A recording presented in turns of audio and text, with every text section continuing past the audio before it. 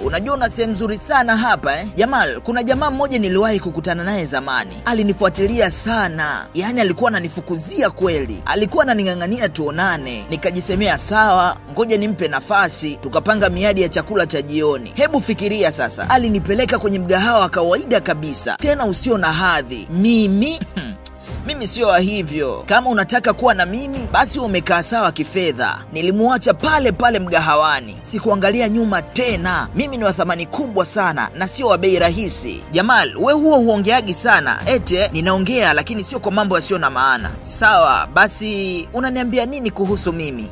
Wewe ni mrembo, una sura yenye uwiano mzuri. Kwa maoni yangu, uko kwenye kilele cha kuvutia zaidi. Labda kwa miaka 2-3 kabla ya kupata mtoto wako wa kwanza. Samahani, umesema nini? Wewe ni aina ya mwanamke ambaye unavutia wanaume kirahisi, lakini ukweli ni kwamba huna kingine cha kipekee cha kutoa. Unamaanisha nini kusema sina kingine cha kutoa? Namaanisha huenda sio mtafuna hela halisi, lakini unapenda mwanaume mwenye pesa. Si kwa sababu unampenda, bali kwa sababu pesa zinakufanya ujihisi wa maana ukiwa naye. Sasa hilo si kosa, lakini kumbuka urembo huisha. Ukishapata mtoto wa pili, mwili utabadilika. Halafu utaanza kutumia pesa ambazo huna kwenye upasuaji wa urembo, ukijaribu kuurekebisha muonekano wako. Wakati huo watoto wako wataishia kusoma shule za kawaida, kwa sababu utakuwa umewekeza zaidi kwenye kiuno chako kuliko elimu yako. Unaniambia haya kweli tukiwa kwenye chakula cha jioni? Ni lini tena ningekwambia? Mimi siko kwa ajili ya sifa za uongo. Lazima ujue ukweli uko wapi. Wewe ni wa ajabu sana. Hapana, mimi ni mkweli tu. Huyu mwamba anaitwa Jamal. Kwenye movie hii amevaa usika wa mtu ambaye yupo serious sana kwenye jambo lolote ambalo linamhusu, hata kama jambo hilo likiwa dogo kiasi gani. Na ni mtu ambaye anapenda kumwambia mtu ukweli, hata kama ukweli huo utakuwa wa maumivu. Tuje upande wa pili. Huyu mdada aliyevaa nguo nyekundu anaitwa Sobe. Kamaliza chuo na sasa yuko anapambana kutafuta ajira. Na huyu mdada aliyevaa nguo nyeusi na nyekundu anaitwa Ariana. Ni rafiki wa mchongo wa Sobe, kwa sababu Sobe anamlipa Ariana kiasi cha fedha kama kodi ya kuishi humo ndani kwa Ariana. Sobe, kodi yako itaisha wiki ijayo na haujasema chochote mpaka muda huu. Ariana, najaribu kukutafutia hiyo kodi. Hata wewe unaona jinsi ninavyohangaika kwenda kwenye interviews za kazi mbalimbali.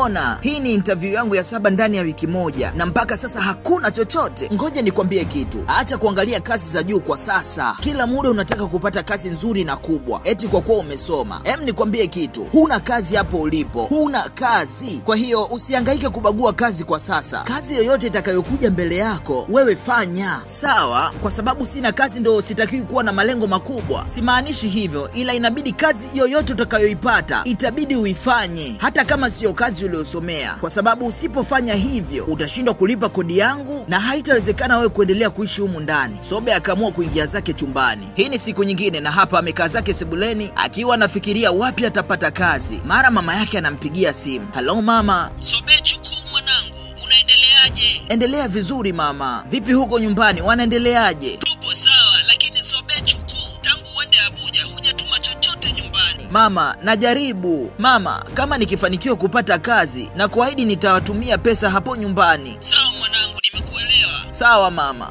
Sobe anachoshwa na mengi. Joseph, ndiyo boss. Niletee kahawa nyeusi isiyokuwa na sukari. Sawa boss. Lakini bosi, kuna tatizo kidogo. Kahawa imeisha boss. Nilijaribu kwenda kununua jana usiku, lakini supermarket zilikuwa zimefungwa. Kwa hiyo kama supermarket zilifungwa, kahawa zimepotea usiku mzima. Lakini bosi, nilitoka kwenda Joseph, ndiyo boss. Sikulipi mshahara kwa ajili ya kujielezea, ila nakulipa mshahara kwa ajili ya uwajibikaji wako. Kama kahawa ilikuwa imeisha, ilitakiwa ununue nyingine kabla ya hiyo ya kwanza haijaisha. Na kama supermarket ilikuwa imefungwa, ilitakiwa utafute supermarket nyingine. Na kama ungekosa supermarket kabisa, ilibidi uagize kwa njia ya mtandao. Hayo ndiyo mashindano. Kaniletee kahawa. Sawa boss. Joseph, njoo hapa. Nani bosi? Jamal boss. Haya, nenda. Leo Joseph anamfuata bosi na kumwambia, boss, nataka nikueleze kitu kidogo sana. Eleza kidogo. Kiukweli mshahara utakaokuja naomba unisaidie naira milioni 1. Naira milioni 1 tu bosi. Joseph, Jamal, inatakiwa ufanye kazi hapa kwa muda wa siku 10 baada ya kupewa mshahara wako wa kwanza. Mshahara wako kwa kila mwezi ni naira 300, si ndio? Ndiyo Jamal. Siku 10 ya nje ya siku 30 ni 1 ya 3 katika mwezi. Hii inamaanisha inatakiwa upate naira 100,000 kama na 45 hivi. Uko sahihi, lakini Jamal, kiukweli ni kama mkopo ambao utakata kwenye mshahara wangu. Kukupa mkopo sio shida kwangu, kuishi juu ya kipato chako sio shida kwangu, na kuahidi nitakulipa Jamal. Hapana, kama nitakupa hiyo naira milioni 1 kwa sasa, mwezi ujao utakuja kuniuliza tutafanyaje kuhusu ada ya shule ya mtoto wako, halafu bili ya hospitali. Baada ya hapo utashindwa kuwasili hapa kuja kufanya kazi yako. Hii ni sehemu ya kazi na sio nyumba ya upendo. Joseph, ndiyo Jamal, umefukuzwa kazi. Kirahisi hivyo boss? Ndiyo, panga vitu vyako na uondoke. Joseph anabaki kubembeleza pale, lakini mwamba ndo kashamaliza kuongea hivyo, hataki kumsikiliza kabisa. Baada ya hapo akaanza kutafuta mfanyakazi wa ndani mwingine, lakini kila atakayekuja kuomba kazi hiyo ya ndani alikuwa lazima afanyiwe interview. Walishindwa wengi, ila mwishoni alivyokuja Sobe akakubaliwa kufanya kazi ya ndani na akapewa mkataba akausome vizuri. Baada ya kuusoma mkataba vizuri, anaamua kuja na mabegi yake kwa Jamal kuja kufanya kazi za ndani. Sasa, habari za asubuhi boss. Uliusoma mkataba wako vizuri? Ndiyo boss. Kama uliusoma mkataba wako vizuri, inatakiwa ujue kuwa jina langu ni Jamal na sio boss. Jamal, inatosha. Samahani Jamal, nifuate. Akaja kumuonyesha chumba chake kisha akaanza kumpa maelekezo. Chai ni saa 2 asubuhi. Muda ambao hutakuwa na kazi ni kila siku saa 3 asubuhi. Tumeelewana? Nimeelewa. Vizuri. Pumzika. Kazi utaanza baada ya dakika 15. Sobe akabaki anashangaa. Ndio mapumziko gani haya ya dakika 15? Baada ya dakika 15 Sobe akaingia jikoni kuanza kazi yake. Akamwandalia kahawa kisha akampelekea. Kuna kitu kingine unahitaji Jamal? Ndiyo. Kitu gani? Weka kola ya shati lako vizuri. Sobe anabaki kushangaa tu. Wakati mwingine inabidi uvae vizuri nguo zako. Nilivaa nguo zangu vizuri, lakini samahani kuhusu kola yangu. Usiendelee kusema samahani, tuachane na hayo. Kama nikihitaji chochote nitakuita uniletee. Ila mimi kusema ukweli huyu jamaa simuelewi kazi yake, maana muda wote yuko na laptop yake tu. Kabla hatujaendelea, kuna huyu mwamba kwenye YouTube yake anapatikana kwa jina la Wakishua 35 brand. Naomba uingie kwenye akaunti yake ukamwangalie. Ni noma kwenye kazi fulani hivi. Mimi siwezi kukutajia ni noma kwenye kazi gani, ila nenda mwenyewe ukamtafute kwenye YouTube yake.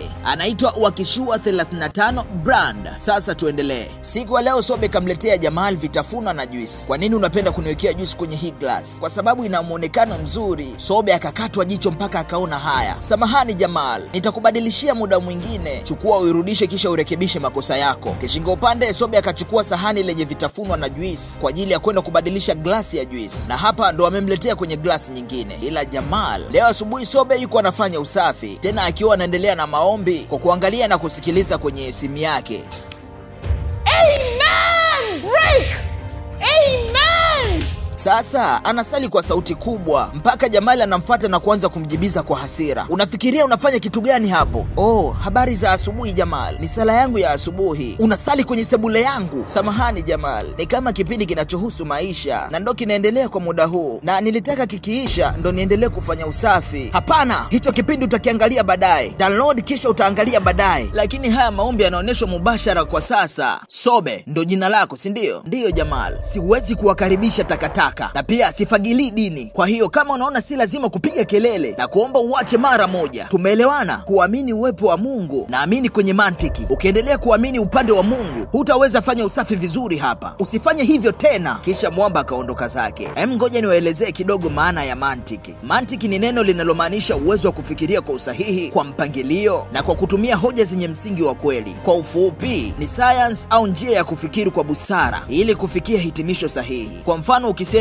mvua ikinyesha ardhi hunyeshewa, kwa hiyo mimea hukua. Huo ndo mfano wa hoja yenye mantiki. Lakini ukisema mvua ikinyesha mimi nitalala mapema, hiyo haina mantiki kwa sababu haina uhusiano wa moja kwa moja. Kwa hiyo mwamba ndo imani yake ipo kwenye mantiki na sio Mungu. Aise, elimu zinatuchanganya kinoma. Haya, ngoja tuendelee. Jamal siku ya leo anatoka. Nitarudi usiku na ninahitaji unifulie nguo zangu. Sawa, kwa heri boss. Kwa heri? Kwa heri ya nini? Upo unatoka ndo maana nimekuambia kwa heri. Hiyo sio kazi iliyokuleta hapa. Wewe ni mwajiriwa wangu na mimi ni mwajiri wako. Kwa heri ni kwa ajili ya kuaga watoto na sio bosi wako. Umenielewa? Nimekuelewa vizuri. Jamal alivyoondoka, Sobe akaendelea kufanya usafi. Alipomaliza akajiandalia chakula chake kisha akaenda kukaa kwenye kiti cha Jamal huku akiwa anaendelea kufurahia movie za Clever. Sasa baada ya kumaliza kula, kwa bahati mbaya akapitiwa na usingizi kidogo bila hata kunawa mikono wakati alipomaliza kula. Jamal si ndio anarudi sasa na kumkuta Sobe amelala kwenye kochi lake kudadadeki. Naomba tukutane sehemu ya pili ya movie hii inayoitwa Rules of the Heart, na ili uwe kwanza kupata sehemu ya pili ya movie hii na kuomba unisaidie kuibonyeza hiyo alama ya kengele. Naitwa Clever na hii ni Clever TV.